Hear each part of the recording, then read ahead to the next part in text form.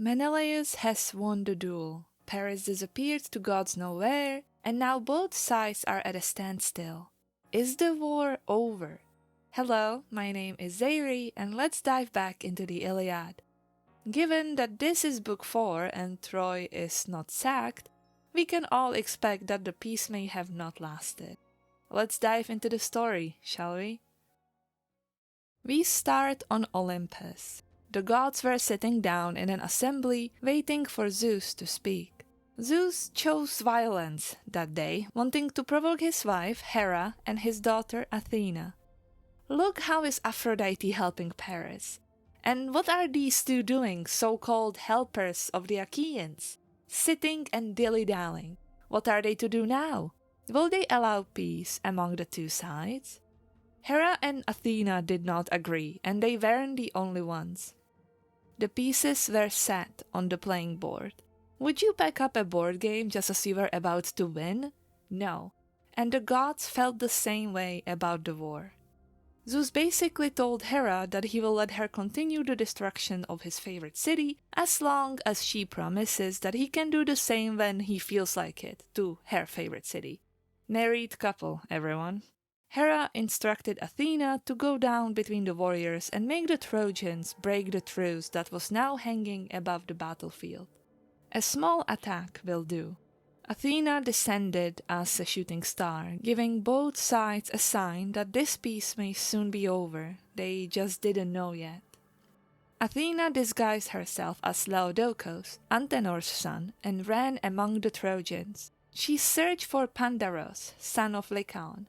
Once she found him, she whispered to him. Menelaus was standing just so perfectly. One arrow would do it and he would be dead, while Pandaros would get all the glory, love from Paris and the royal family, and fame for ending the war. Shoot now, disguised Athena whispered. But the gods did not forget Menelaus. Athena only wanted to continue the war, not hurt her warriors. So she stopped the arrow to just pierce the body a little bit through many layers of armor. Blood trickled down Menelaus' thigh.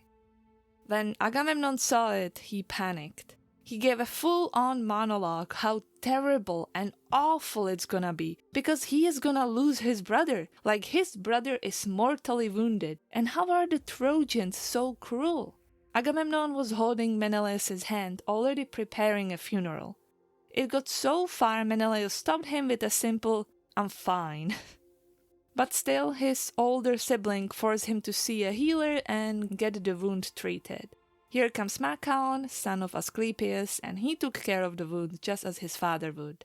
While this was going on, Trojans started fastening their armor. The truce was over. They will fight soon.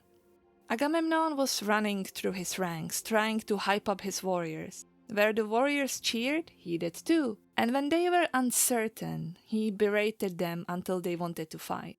At last, Agamemnon ended up among the Cretans, with their leader Idomeneus, who he just gave a lot of compliments about how he was his favorite. Idomeneus thanks him, but then he tells Agamemnon he should probably go and overlook others who may need it. Next on his journey were the two Ajaxes. Them and their men were already fully ready to fight, so Agamemnon just patted the leaders on their back and was back on his merry way. Nestor was teaching his soldiers on how to best attack. He knew best with his years of experience.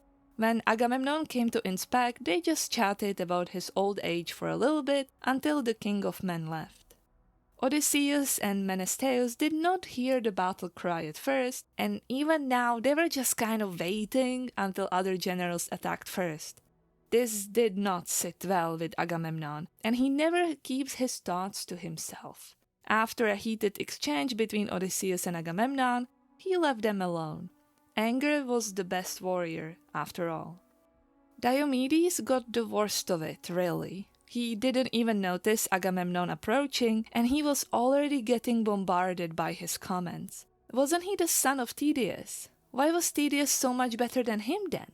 If he was his father's son, he would be already fighting the Trojans now. As the king of men told them stories about Diomedes' father, Diomedes himself was quiet and didn't say a thing. He was raised well and didn't want to speak against their leader. The friend of Diomedes tried to defend him, but the young general stopped him. So be it. He can't blame Agamemnon for wanting to make his men angry and ready to battle. Actions speak louder than words, and so Diomedes walked past, bronze ringing across the battlefield. The two sides were ready to battle, the Trojans supported by Ares, the Achaeans by Athena. Now comes the fighting. The Iliad describes a lot of death, a lot of lives that ended far too soon. You learn the warrior's name, you learn that he wanted to make his father proud and went to war even if his mother protested.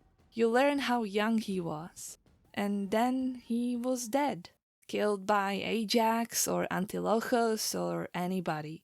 Achaean or Trojan, it didn't matter. All you need to know that there was a lot of death, fighting for bodies and armor. The gods were in it too. When Hector gave order to fall back, Apollo urged them on. Achilles wasn't with them, they needed to strike. And when the Greeks were losing ground, Athena rang among their ranks, spurring them on. But even with the gods among them, there was only one truth. Both sides suffered, and on that day, too many lay down in the dust, side by side, both Trojan and Achaean.